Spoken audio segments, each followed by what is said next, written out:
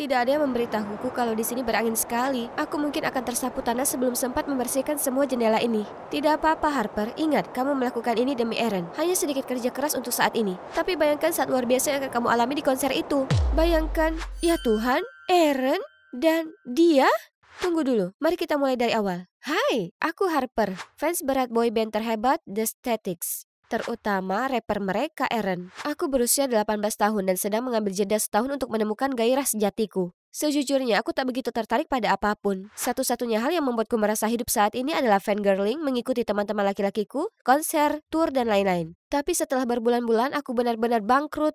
Belum lagi, Eren akan merilis album solo perdananya. Jadi karena tidak punya pilihan lain, aku meminta pacarku yang sangat manis, Kirk, untuk meminjamiku uang. Tapi lagi, yang kau lakukan hanyalah menghabiskan uang tanpa henti untuk sampah ini. Kau tidak belajar dan juga tidak mendapatkan pekerjaan. Bagaimana kau bisa membayar semuanya? Apa para idola ini memberimu makan atau atap di atas kepalamu? Kurasa tidak. Aku juga tidak bisa membantumu selamanya. Sampah? Dia menyebut hasratku sampah? Maaf, aku meminta pinjaman. Bukan seperti aku merampoknya. Dia tidak seperti ini sebelumnya, akhirnya menunjukkan jati dirinya, ya? Baiklah, aku tidak butuh pacar yang tidak mau mendukung. Siapapun yang menghalangiku dan kebahagiaanku bisa menghilang. Jadi, kita putus. Terserah. Tapi tunggu, aku masih harus masuk ke dalam sebagai sahabat Kyra, bukan sebagai pacarmu. Kau mungkin bertanya-tanya hubungan macam apa yang kujalani di sini. Ya, sebenarnya aku berteman dengan Kyra terlebih dahulu. Kami berdua adalah Ecstatics, fandom The Statics. Kalau kalian tahu, ikatan fangirl lebih kuat dari persahabatan apapun. Ibunya bekerja di pers besar, jadi terkadang dia bahkan bisa memberi kami akses ke pertunjukan. Keren kan? Jadi aku selalu ada di sekitar rumahnya, satu hal mengarahkan ke hal lain. Aku dan abangnya jatuh cinta dengan bodoh, tapi tidak lagi. Sudah dengar tentang album baru Eren? Sepertinya akan diikuti oleh konser grup di pusat kota New York. Kita minta Krik untuk antar. Itu akan sangat menyenangkan. Oh, tidak ingin mengecewakanmu, tapi aku baru saja putus dengan Kirk 4 menit 36 detik yang lalu. Tidak mungkin. Mungkin saja. Aku bilang padanya betapa konyol abangnya. Tapi dia masih mencoba mencari alasan untuknya, berharap bisa memperbaiki hubungan kami kembali. Tapi maaf, hatiku ini sudah menentukan pilihan. Sekarang aku sepenuhnya mengabdikan diri untuk Eren. Tidak ada lagi pacar bodoh. Dan begitulah akhirnya aku menerima pekerjaan berbahaya ini. Gajinya yang tinggi bisa membuatku membeli banyak album dan bahkan tiket konser. Tapi apa yang kudapatkan sebagai gantinya?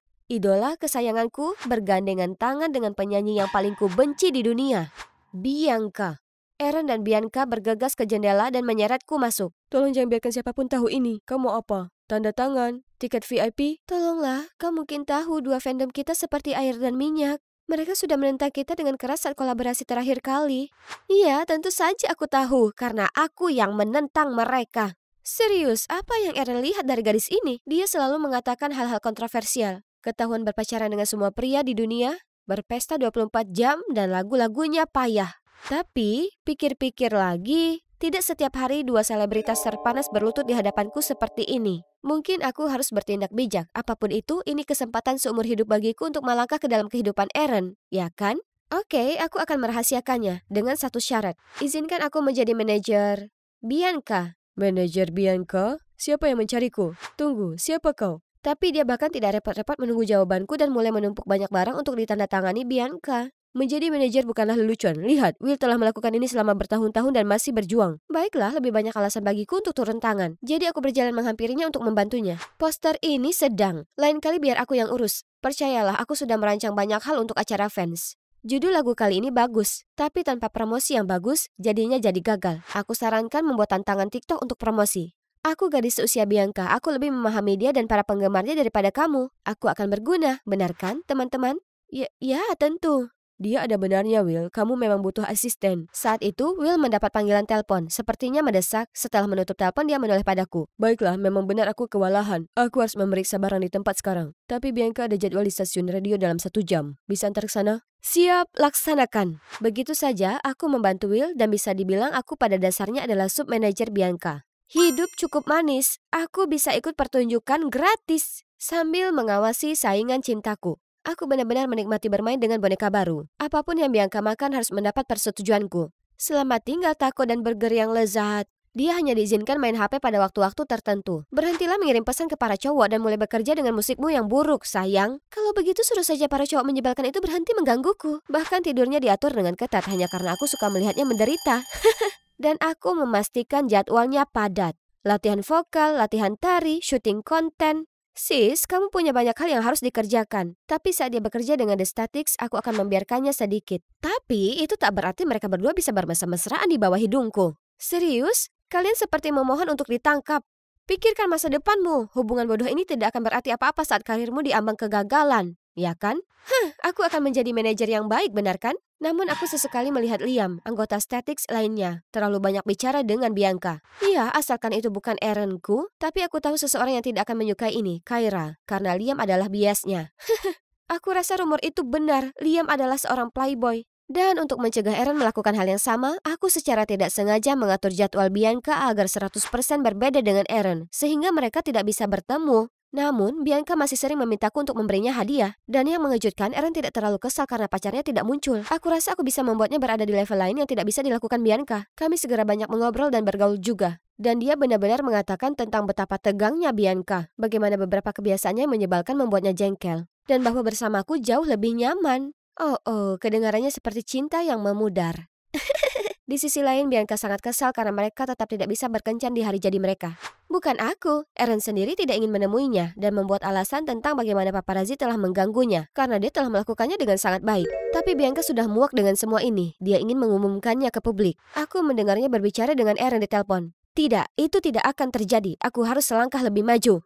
Aku langsung mencari foto lalu mempostingnya secara anonim di forum penggemar. Jika Aaron mengumumkan dengan seseorang, itu pasti aku. Tapi astaga, mungkin aku belum memikirkannya dengan matang. Apa yang kupikirkan? Keesokan harinya, internet menjadi heboh dan semuanya adalah komentar negatif. Untungnya pihak Aaron telah berbicara dan menenangkannya dengan mengarang cerita tentang bagaimana ini terjadi sudah lama sekali. Dan itu adalah cinta pertamanya, bla bla bla. Apa saja, selama semuanya berjalan lancar. Aku bahkan belum selesai menghela napas lega. Tiba-tiba Aaron menghentakkan kaki ke studio kami dengan wajah marah. RIP hidupku. Bianca, apa kau sudah gila? Sudah kubilang aku tidak setuju. Kenapa kau unggah foto kita? Apakah mencoba menyabotaseku? Maaf kau tidak punya karir sehingga kau bisa bertindak ceroboh semaumu. Tapi aku punya. Aku punya reputasi dan pasukan fangirl bodoh untuk dipuaskan. Aku membeku. Begitu juga Bianca. Saat itu sebuah panggilan masuk dari Kyra. Aku segera keluar untuk mengangkatnya. Itu kamu kan? Gadis beruntung di foto itu? Aku bisa tahu hanya dengan sekali lihat.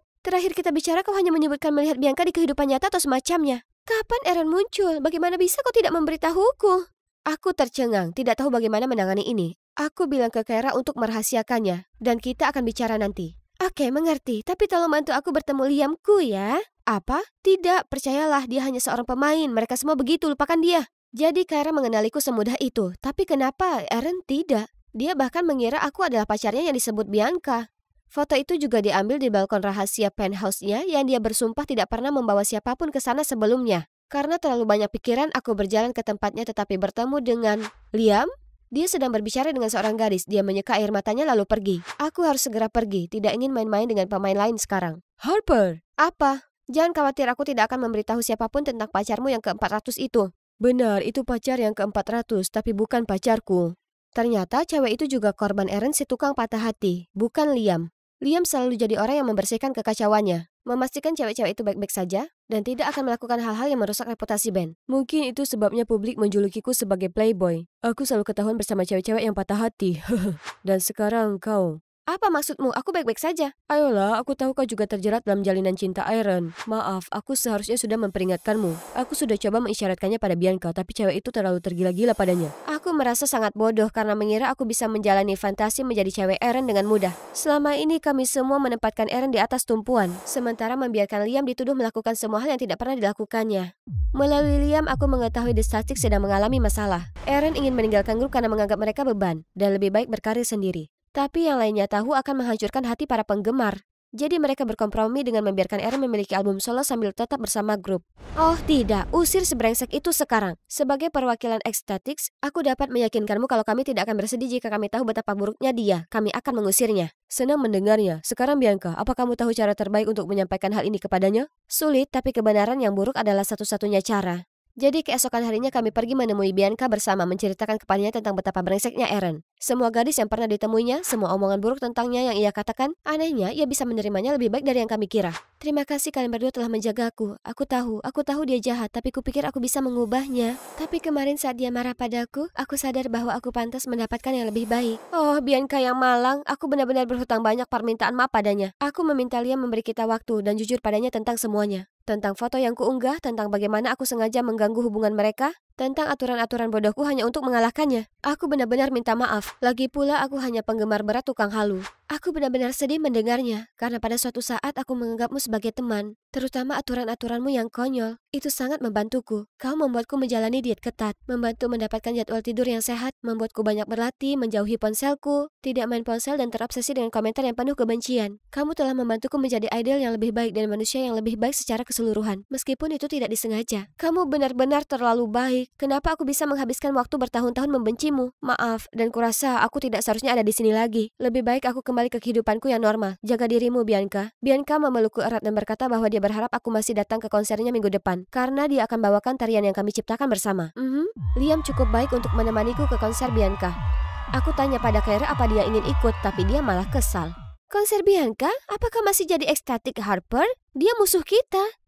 Kalau saja dia bisa melihat melampaui kebencian, dia bisa bertemu Liamnya sekarang. Pertunjukan berjalan lancar, Bianca menyempurnakan gerakan tarian kami. Aku sangat bangga. Tetapi saat dia bersiap untuk lagu berikutnya, sebuah VCR aneh diputar. Aku seorang fanatik yang egois. Pengkhianatan seorang teman, seorang penggali emas, tukang halu. Dan di layar ada foto-fotoku. Tidak, apakah ini sebabnya Bianca memaksaku datang? Apakah ini balasannya? Atau ini Eren's? Atau Liam's? Tiba-tiba Bianca di mikrofon menyadarkanku dari serangan panik. Dan aku adalah semua hal terburuk tanpa cinta kalian. Hadirin sekalian, lagu favorit kalian dari album kedua saya, inilah Without You. Semua orang bersorak keras tapi sebuah suara di belakangku mengejutkanku. Tidak guys, bukan itu yang ingin disampaikan dalam video. Orang gila itu ada di sini. Yang ini, ya ampun, Liam. Liam segera menyuruhnya diam dan kami menyeretnya keluar. Ternyata adik perempuanku tersayang dari ibu lain melakukan ini padaku. Kenapa? Aku membencimu, aku tahu segalanya sekarang. Jangan lupa siapa aku. Tidak ada yang bisa disembunyikan dariku di fandom ini. Kamu berteman dengan para lelaki tapi mengabaikanku karena kamu ingin mereka semua untuk dirimu? Setelah semua yang telah kita lalui, semua pertunjukan yang ibuku bantu untuk memasukkanmu, kamu menyihir Eren, berpihak pada Bianca, lalu menyebut Liamku sebagai playboy. Tapi lihat dengan siapa kamu sekarang. Selain itu, kamu mencampakkan saudaraku karena alasan bodoh. Ular di sini adalah kamu. Ini kacau dan ini benar-benar salahku. Aku seharusnya memberitahu Kyra tentang semuanya lebih awal. Melihatnya sekarang mengingatkanku pada orang yang sama persis denganku minggu lalu. Penggemar yang sama pemarah dan kekanak-kanakan. Aku tidak bisa menyalahkannya. Aku minta maaf dan menceritakan semuanya padanya. Dan dengan bantuan Liamnya, Kyra, meskipun masih marah, mulai lebih pengertian. Aku mencintaimu dan kuharap kau akan segera melihat hal-hal seperti yang kulihat sekarang. Idola juga manusia, mereka tidak semuanya gemerlap dan emas.